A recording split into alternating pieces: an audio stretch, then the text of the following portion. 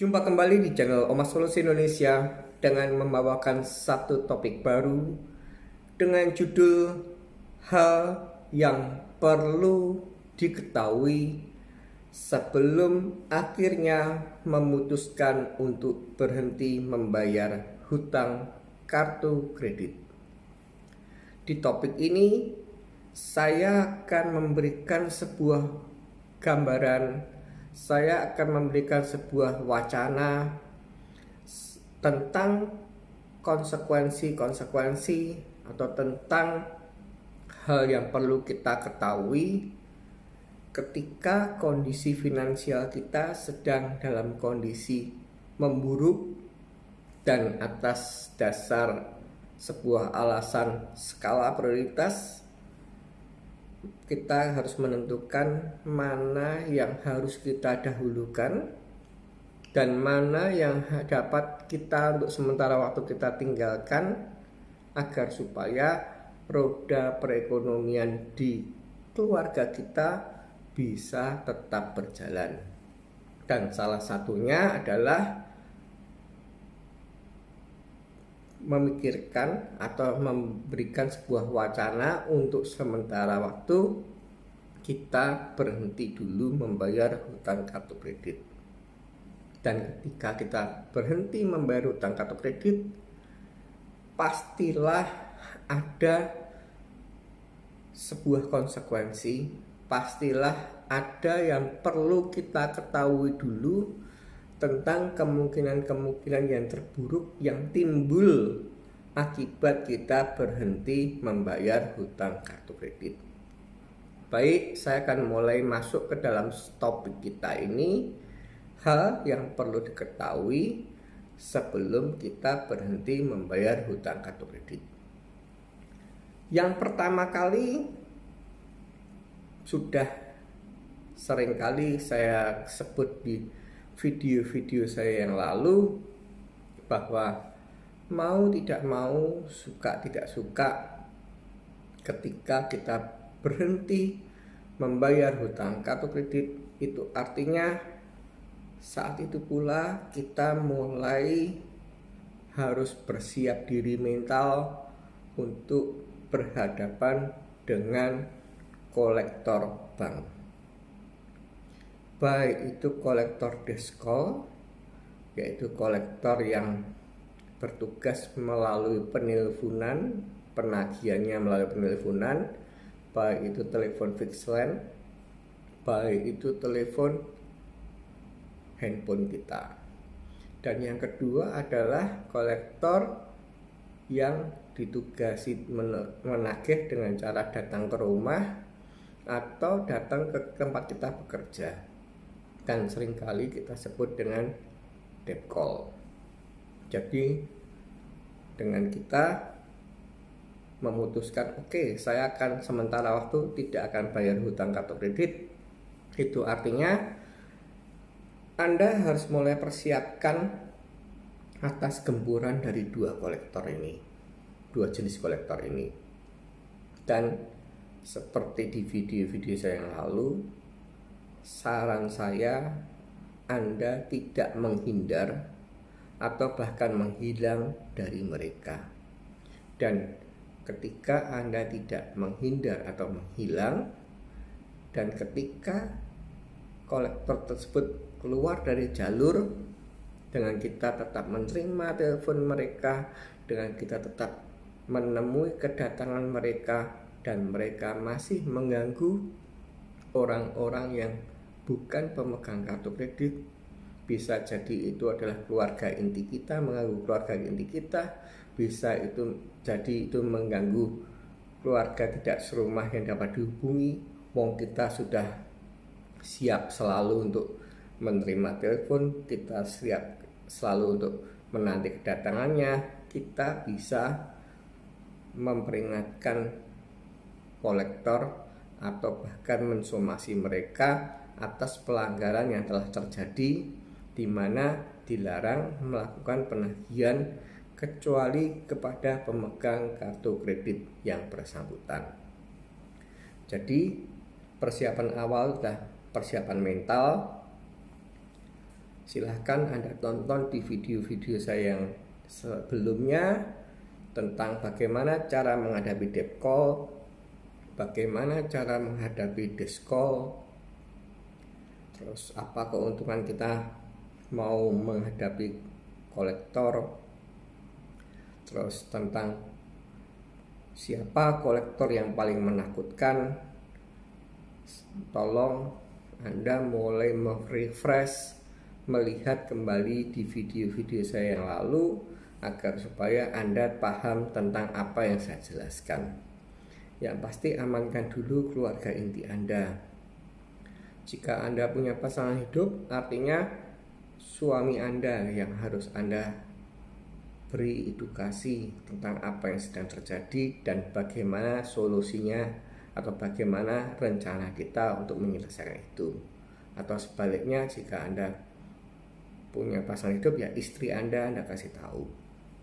Dan omong kosong, Anda kebetulan misalkan sudah punya anak dan mereka sudah beranjak di usia dewasa, juga anak-anak ini perlu dikasih edukasi tentang apa yang saat ini terjadi dengan orang tua mereka, bahwa ceritakan pada mereka kondisi finansial kita sedang jelek dan terpaksa untuk sementara waktu berhenti membayar hutang dan berusaha untuk mencari celah adanya keringanan dari bank, adanya kelenturan cara pembayaran, sehingga pada saat kita break bayar adalah kesempatan kita untuk mencari dana, bekerja keras agar supaya ketika kita mendapatkan sebuah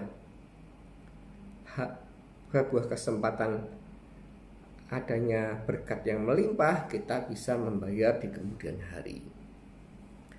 Dan yang tak kalah penting adalah amankan atau bertanggung jawablah kepada keluarga tidak serumah yang dapat dihubungi ketika Anda apply kartu kredit tersebut. Karena kolektor punya hak untuk menelpon keluarga tidak serumah. Jadi ini silahkan, hemat saya adalah lihatlah di video saya siapa kolektor yang paling menakutkan. Dan untuk cara menghadapi kolektor baik itu debt call atau desk call, silahkan juga Anda melihat di video saya sebelumnya. Oke, saya akan mengantisipasi pada Anda jika kebetulan Anda sebagai pemegang kartu kredit yang akan mau macet ini adalah berprofesi sebagai seorang karyawan. Maksud saya adalah Anda bukan owner dari perusahaan. Itu pun sudah saya jelaskan cara hadapi dan cara jika Anda sebagai seorang karyawan. Silahkan Anda lihat di serba-serbi hadapi kolektor episode yang pertama. Di situ sudah saya jelaskan bagaimana jika status Anda adalah seorang karyawan dan DC ataupun desk call mencari atau mengganggu Anda. Cuman dikarenakan sudah saya bahas bahwa dalam kehidupan pasti ada orang yang suka dengan kita, tapi pasti juga ada orang yang tidak suka dengan kita.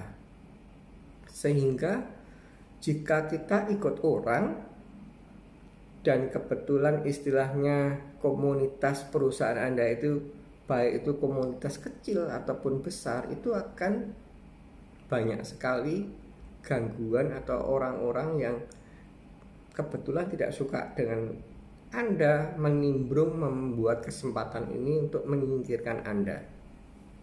Tapi satu hal yang perlu Anda ingat, refreshlah ketika Anda apply kartu kredit itu, Anda mencantumkan tidak alamat kantor saat yang tempat Anda bekerja, Anda mencantumkan atau tidak tentang nomor telepon di mana tempat Anda bekerja. Jika jawabannya adalah Anda mencantumkan keduanya, baik itu alamat kerja ataupun nomor telepon kerja, ini akan sedikit rumit untuk membendung teror atau sepak terjang kolektor mengganggu tempat bekerja Anda, merecoki tempat bekerja Anda. Dan jika Anda tidak bisa membendung kedua hal ini, konsekuensi terburuk yang harus saya utarakan adalah Anda bisa dipecat. Ingat baik-baik, Anda ikut orang artinya Anda punya bos. Dan ketika bos Anda dan orang rekan kerja di sekitar Anda ini tidak bisa mendukung Anda, akan adanya, maksudnya dukungan itu adalah mentoleransi atas saat ini Anda sedang gagal bayar hutang, artinya mereka akan mengambing hitamkan akibat dari kamu gagal hutang.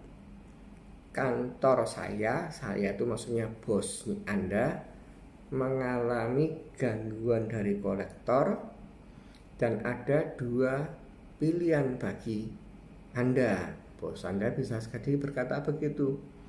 Yang pertama, segera bayar hutang agar kantor kita tidak diganggu. Atau jika Anda tidak bisa bayar hutang, ya Anda harus resign atau Anda terpaksa saya pecat. Karena kondisi kantor kita saat ini menjadi tidak nyaman. Itulah yang terburuk, sebuah konsekuensi jika kebetulan Anda mencantumkan alamat, mencantumkan nomor telepon ketika apply, dan kebetulan juga adalah kondisinya bos Anda termasuk orang yang tidak begitu suka dengan Anda.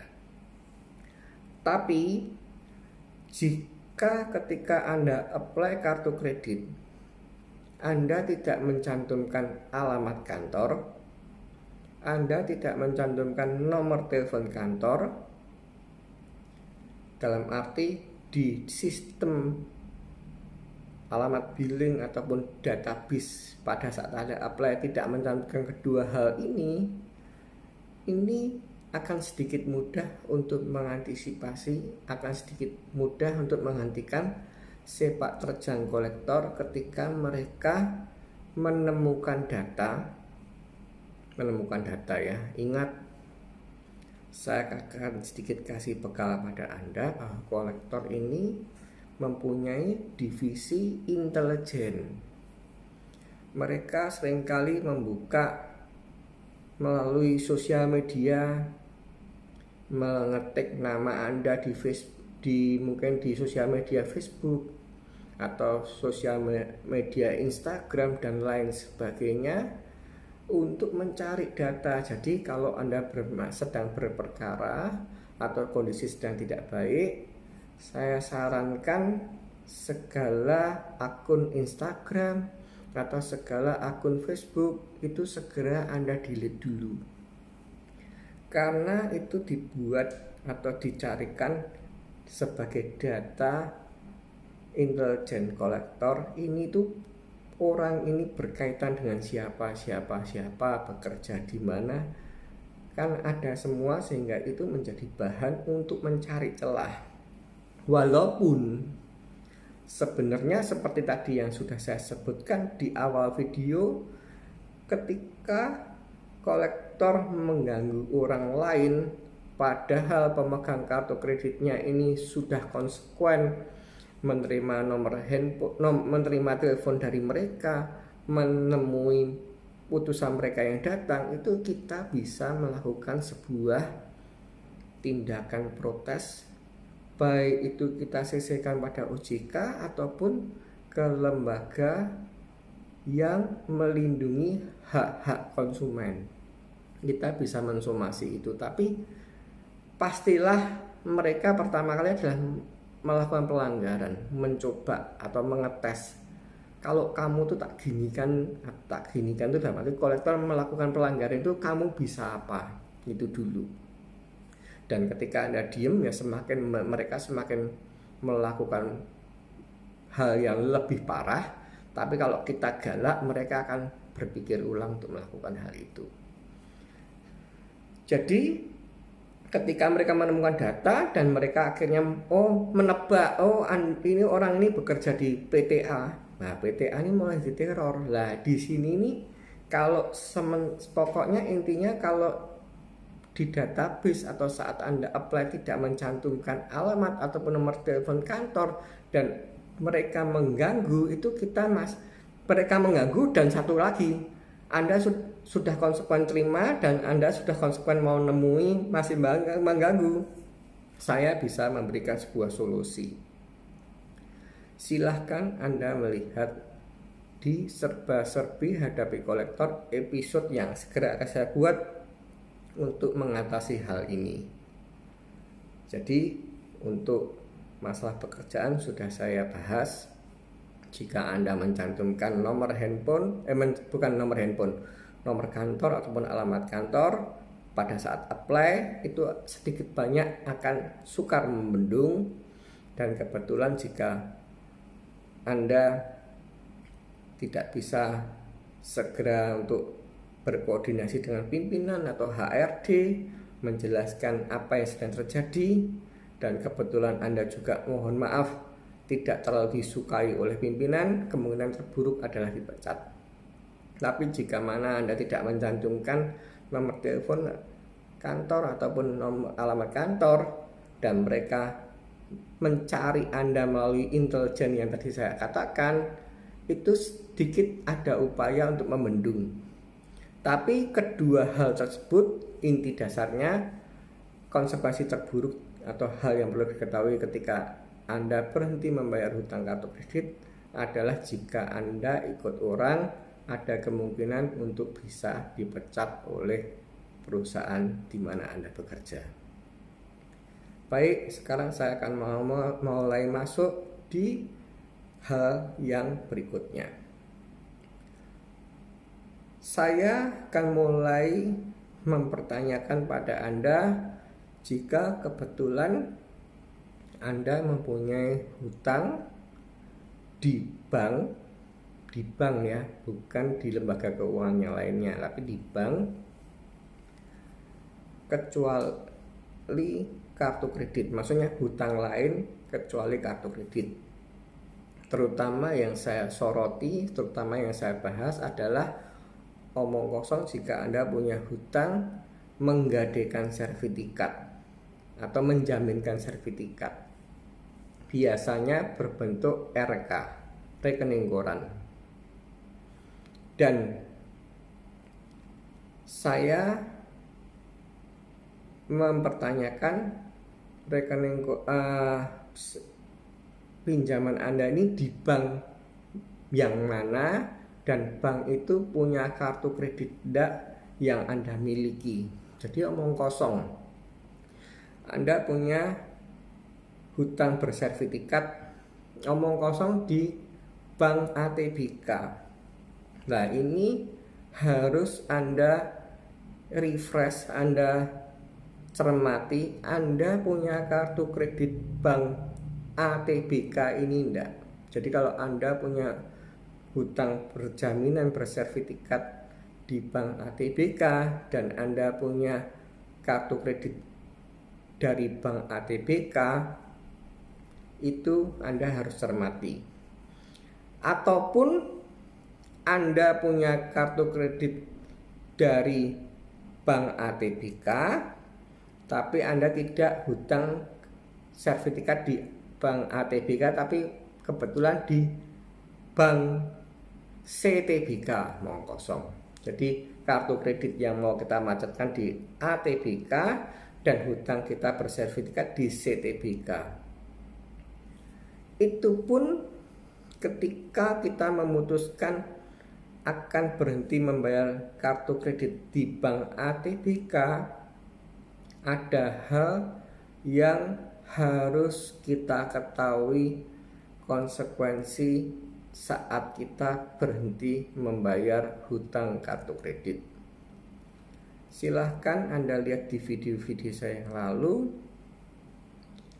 efek dari kita berhenti membayar hutang kartu kredit itu artinya SLIK kita. SLIK itu adalah indikator yang saat ini dikontrol oleh OJK tentang performa kredit, kualitas kredit kita. Ada 5 performa kualitas kredit seseorang, dari mulai kolek 1 lancar sampai akhirnya kolek 5 macet. Ketika Anda berhenti bayar ya artinya dari lancar mulai masuk kolek lancar tuh 1, masuk kolek 2, masuk kolek 3 meningkat lagi, masuk kolek 4 meningkat lagi, dan endingnya macet. Nah, di sini sudah saya bahas di video saya yang lalu, ketika Anda mengalami rapot yang jelek atau macet, efeknya ya tadi di hutang sertifikat yang saat ini Anda miliki. Entah itu bank yang sama di penerbit kartu yang kita macetkan ataupun yang berbeda. Maksudnya kalau misalkan yang macet itu adalah kartu dari keluaran bank ATBK dan kita kreditnya di bank CTBK ya, dan kita tidak punya kartu kredit ataupun punya, itu tidak terlalu berbeda. Tapi intinya ketika kita macet, hutang sertifikat atau berwujud RK ini senantiasa secara periodik harus mengalami sebuah perpanjangan. Nah, ini yang harus Anda pikirkan ketika Anda macet dan SLIK Anda masuk ke kolek 5, dan ketika hutang yang bersertifikat atau RK ini membutuhkan waktu perpanjangan, hutang ini tidak bisa diperpanjang. Artinya sedialah payung sebelum hujan, dengan cara mengumpulkan dana, berusaha memprioritaskan segala hal agar supaya kita bisa mengentaskan hutang bersertifikat ini ketika itu tidak bisa diperpanjang. Atau kemungkinan terburuk jika memang tidak bisa mengubah uang secepat itu, ya segeralah cari pembeli rumah atau gudang ataupun pabrik ataupun apapun yang saat ini Anda anggunkan, sehingga ketika Anda telah menemukan seorang pembeli, itu bisa segera ditarik, dibayar, dientaskan, sehingga Anda tidak menjadikan adanya sebuah perkara atas hal yang telah saya sebutkan tidak bisa diperpanjang. Ya artinya kan itu sertifikat harus ditebus. Itu adalah konsekuensi atau hal yang perlu diketahui yang berikutnya setelah yang konsekuensi yang dipecat. Dan saya akan segera memberikan lagi jika mungkin Anda juga memiliki hutang, mungkin pengadaan kendaraan bermotor, baik itu mungkin mobil ataupun motor di sebuah bank, dan kebetulan bank tersebut, misalnya kita punya kredit motor atau mobil di bank ATBK, dan kebetulan kita mau macet di kartu kredit yang kita pegang dari penerbitnya bank ATBK. Itu juga Anda harus pikirkan. Biasanya proses angsuran pembayarannya itu melalui auto debit biasanya. Tapi sebenarnya ada fasilitas lain, misalkan bisa melalui teller, bisa melalui mungkin bank tersebut bekerja sama dengan kantor pos, bisa melalui mungkin bank tersebut bekerja sama dengan minimarket. Kita bisa bayar melalui pilihan-pilihan tersebut, tapi biasanya adalah auto debit. Jika saat ini Anda ternyata adalah fasilitasnya adalah auto debit, ini yang perlu Anda pikirkan. Jadi kan skenario-nya kan begini. saya akan bayar yang fidusiar. Sedangkan yang kartu kredit ini sementara saya tidak bayar. Lah, itu kan maksud dan tujuan Anda. Tapi omong kosong, tanggal cicilan itu omong kosong setiap tanggal 17. Itu artinya kan mulai tanggal 16 malamnya kan Anda harus mulai isi dana sesuai dengan sejumlah cicilan di rekening Anda. Nah, ini repotnya jika Anda kreditnya motor atau mobil ini di bank ATBK dan kartu kredit yang Anda maksudkan untuk sementara tidak bayar itu juga keluaran dari bank ATBK. Ketika Anda menyediakan dana agar supaya untuk bayar motor atau mobil, 16 malam Anda masukkan, 16 malam itu sudah langsung di auto debit oleh bank, bukan untuk bayar motor atau mobil tersebut. Tapi uang Anda hilang dulu, langsung dibayarkan oleh bank untuk yang kartu kredit. Jadi Anda kelimpungan. Niat Anda, loh aku tuh nyediani uang tuh senilai omong kosong 5.300.000 itu untuk bayar motor, mobil, bukan untuk bayar kartu kredit. Bank nggak mau tahu. Wah, itu urusan kamu. Kartu kredit kamu belum dibayar, ya tak ambilin dulu dananya. Kenapa bank memprioritaskan kartu kredit? Karena dia tahu yang berfidusia ini Anda tidak mungkin berani macam-macam untuk tidak bayar. Jika tidak bayar, ya konsekuensinya akan ditarik atau disita.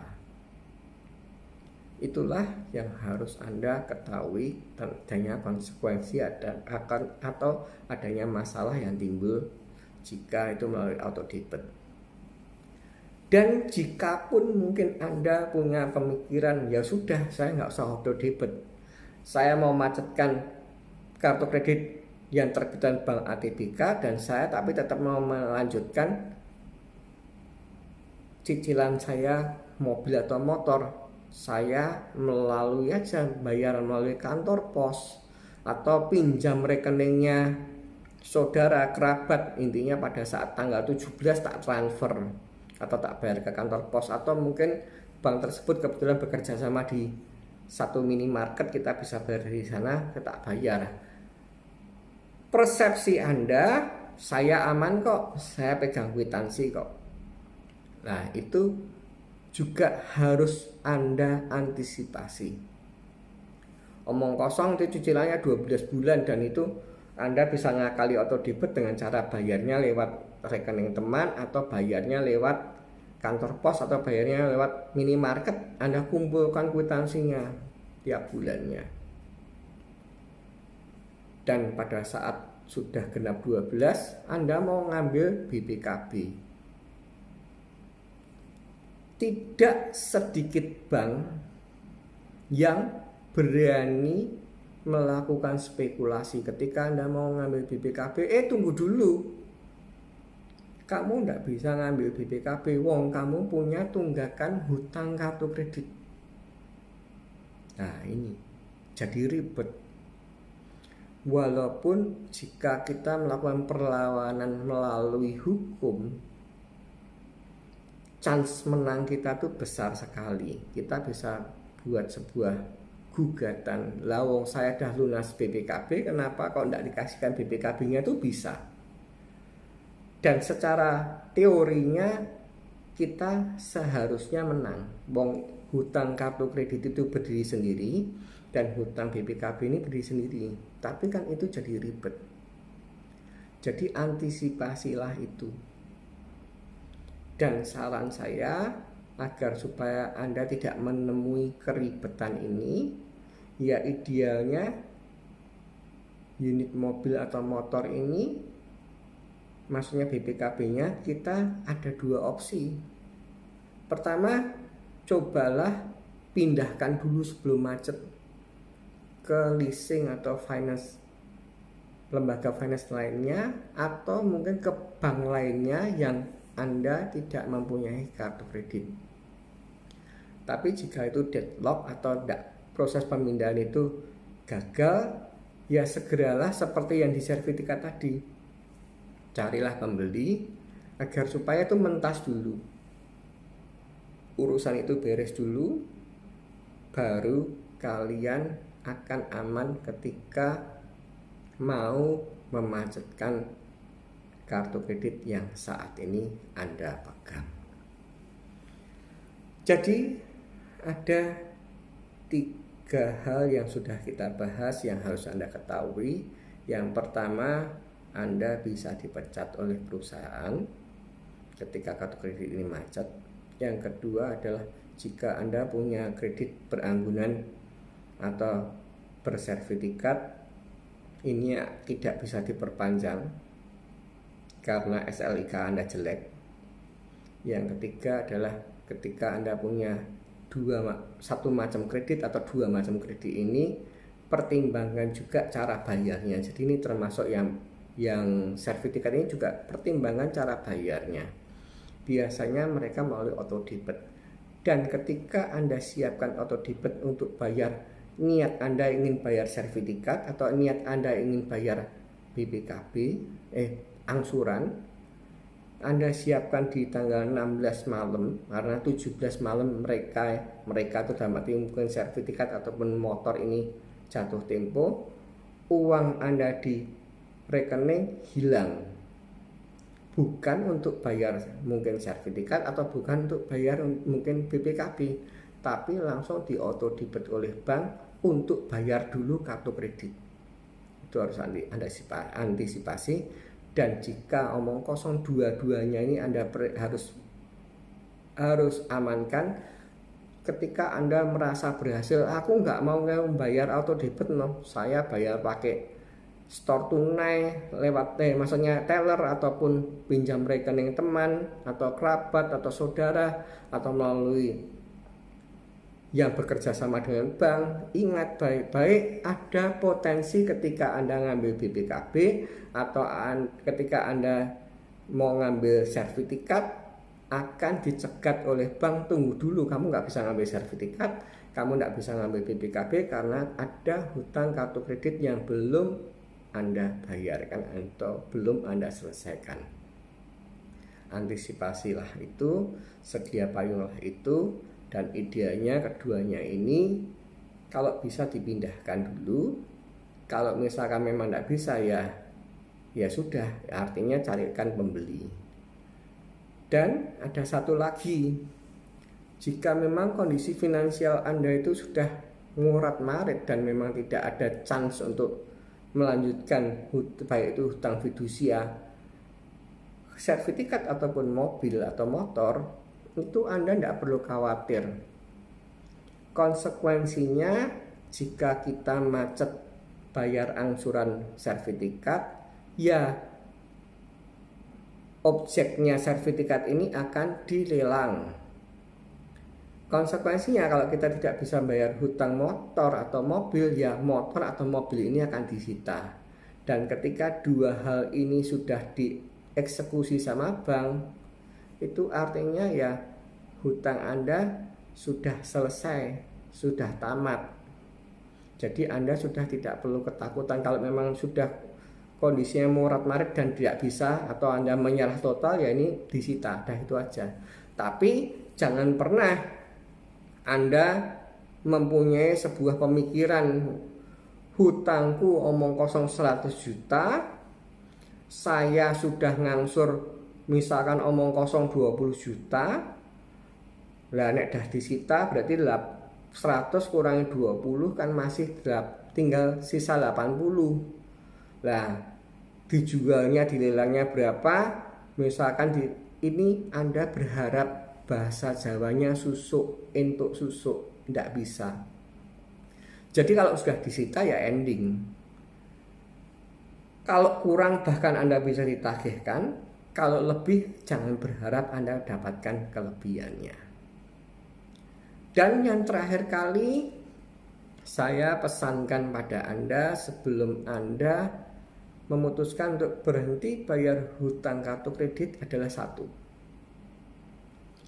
ketika Anda memutuskan yes sementara saya tidak bayar, Anda tidak boleh mundur di tengah jalan, dalam arti omong kosong, yes saya tidak mau bayar dulu, ternyata Anda tidak kuat teror dari kolektor, baik itu mungkin debt call ataupun desk call, dan akhirnya belum sampai 1,5 tahun atau belum sampai 1 tahun Anda sudah tidak kuat mental ingin bayar. Saya garansi nilai hutang Anda belum menemukan sebuah titik temu yang murah. Intinya saran saya paling tidak kalau Anda berhenti bayar hutang kartu kredit, paling tidak adalah 1,5 tahun. Anda harus siapkan mental digempur, baik itu dari debt call, baik itu dari desk call, harus defense selama 1,5 tahun. Baru kalau Anda surrender atau baru ketika Anda menyerah, nilainya paling tidak dari limit yang kita pakai, minimal kita bayarnya ya sedikit di bawah limit yang kita pakai. Dan ingat, semakin Anda lama bertahan defense, semakin Anda akan murah bayarnya. Itu untuk umumnya bank, walaupun ada satu atau sedikit bank yang tidak pernah mentoleransi berapapun lama Anda macet, dia tetap bersikukuh yang kamu pakai berapa ya harus kamu bayar berapa. Tapi jika itu pun terjadi, toh ya kita tetap untung kok. Kita berhenti omong kosong 3 tahun, bunga dan denda hilang, kita bayar pokoknya yang masih untung. Intinya ketika kita mau macet, itu adalah tujuannya adalah memperbaiki kondisi finansial. Jadi kita macet ini adalah untuk sementara waktu, perbaiki kondisi finansial, dan ketika dana sudah siap ya kita bisa segera bayar. Tapi ingat baik-baik, saya sudah jelaskan, jika ternyata mentalitas kalian adalah mentalitas yang tidak tertata dan Anda ternyata baru 1,5 tahun atau baru 7 bulan Anda digempur oleh debt call, Anda digempur oleh desk call, Anda surrender atau Anda menyerah dan Anda membayar, ingat, pastilah hutang Anda itu yang Anda bayarkan adalah nilai yang tinggi, bunga dan denda masih ada, dan lain sebagainya. Itulah hal yang perlu diketahui sebelum Anda berhenti membayar hutang kartu kredit.